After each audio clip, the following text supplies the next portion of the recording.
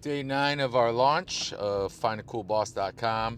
I wanted to share a story I read this morning with all of you, which was almost surreal to me because it's just exactly what we're talking about here. Um, so I'm reading a story from a major media outlet, and it's talking about the millennials and the Gen Xers and how frustrated they are about trying to find a job. You know, a lot of them are saying how, they went to college, got a degree in business. One of them was in marketing, and they just couldn't understand why they couldn't get a job, making the 150 grand a year after putting in the 4 years of hard work in college. So anyways, very interesting story, and it, brought up a lot of things. I was like, wow, this is exactly what I'm talking about, just a little bit different. So it's exactly in the fact that, it's not, first of all, they were talking about the big recruiting sites, and they were just like, they said the percentage of, if you were to look for a job on one of those big job recruiting sites, the percentage of you actually getting a call back is 3%. And I was like, wow, there's just so many people, going onto those sites. And then the chances of you actually getting a job that you actually like and you like the people there. I mean, how small of a chance is that? But anyways, so they were talking to they were interviewing these different job candidates, and they were just saying, they make more money serving sushi than they would, working at a job doing their marketing and doing their business with their business degree. Which, by the way, this one girl is saying, she's in the whole $80,000 for tuition. So it doesn't mean, and I'm not saying that it means that getting a degree is worthless or useless. I guess it just depends on how you use it and what it's in, of course. To me, marketing is huge because no matter what you have, whether it's an idea, a business, what have you, if you want it to grow and scale, you got to market it. You got to get the word out there. So marketing, even an idea, even in in your family relationships and your friends, you're always marketing per se.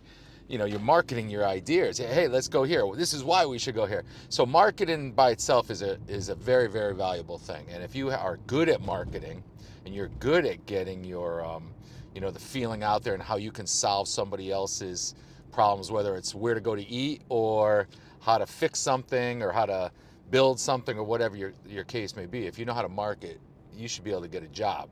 Now, that being said, 150K a year starting out, I mean, I think there's a lot of people that have been working for decades that would love to have 150K. And the attitude from these younger candidates was, well, I can't get experience unless I get a job, unless I get my foot in somewhere. But I can't take a job with low pay because how am I supposed to live? How am I supposed to pay my college debt and live? And it does make sense.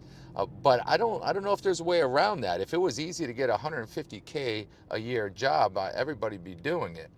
And when you hear a response from them that, well, my experience is 4 years of hard work, in college. And I do. I mean, I get it. I have, daughter just graduated from college, and I know it's a lot of hard work, but 4 years in college is not the same as, 4 or 10 or 15 years in the real job world, where it's not as controlled an environment as it is in college. Um, so what's that mean for everybody? I was like, wow, this is perfect, because they're kind of talking about how they asked some like business consultants, and they were saying, so what do you do to stand out? And they started talking about skills again. And yes, of course, skills are important. You got to have skills. But I mean, how many people got skills but are total jerks and they would just make a toxic environment? So skills aren't everything. Personally, you want to have a baseline of skills required, just a baseline. They don't have to be superstars yet. I mean, wouldn't you love to create a superstar versus try to deal with one that's already made? I personally, I would, if I know that somebody's got the character and they're in alignment with the company. Well, I'll build them, and I've done it before, and I would do it again. I'll build them, and then that way there, I think we would have a perfect fit. That being said, you know, I'm always in finding coolboss.com. We're talking about how the business, the company, the boss, they should be pitching possible job talent, job candidates, and I think that's important so that there's an alignment with the job candidates.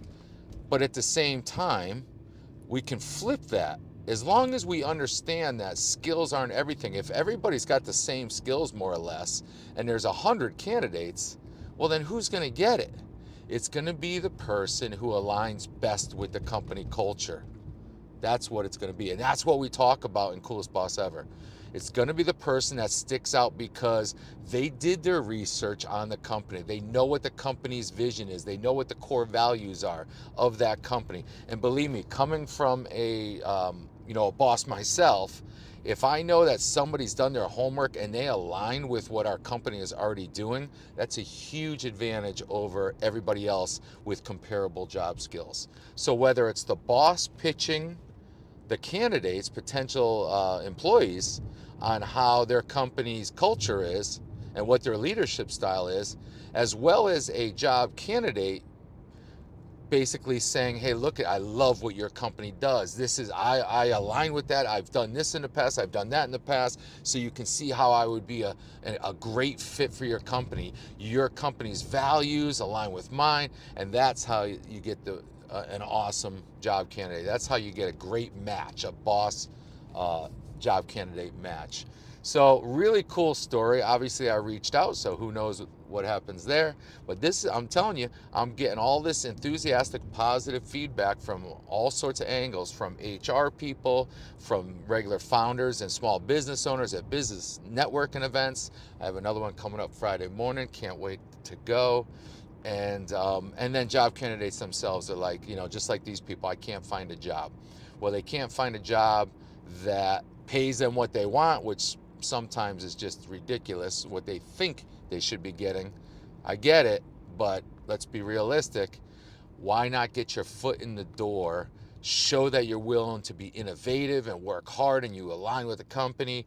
And as long as that company, another thing I teach coolest bosses ever, is to have a growth and development path for them when they're onboarding, when they're coming in, and even before they even take a job. They want to know, what is my path? So you might take someone like this girl on this article that just thinks she needs 150 grand to survive, but you might take her and say, hey, look, we can only give you this starting out. This is reality. But you know what? You drive, you're innovative, you're creative, you're reliable, you're really create an asset for the company as opposed to a liability. You create an asset for the company, and as long as there is a growth, development, and support path already laid out for them, you'd be surprised. These people are going to take it. And that's when you're going to have a great experience. So really cool stuff, little tidbits. You never know what you're going to encounter. We're getting further and further down, towards our launch, where this is day 9 into a 90-day launch. Still got a ways to go, but a lot of work to go, and I'm still at the bottom of the mountain.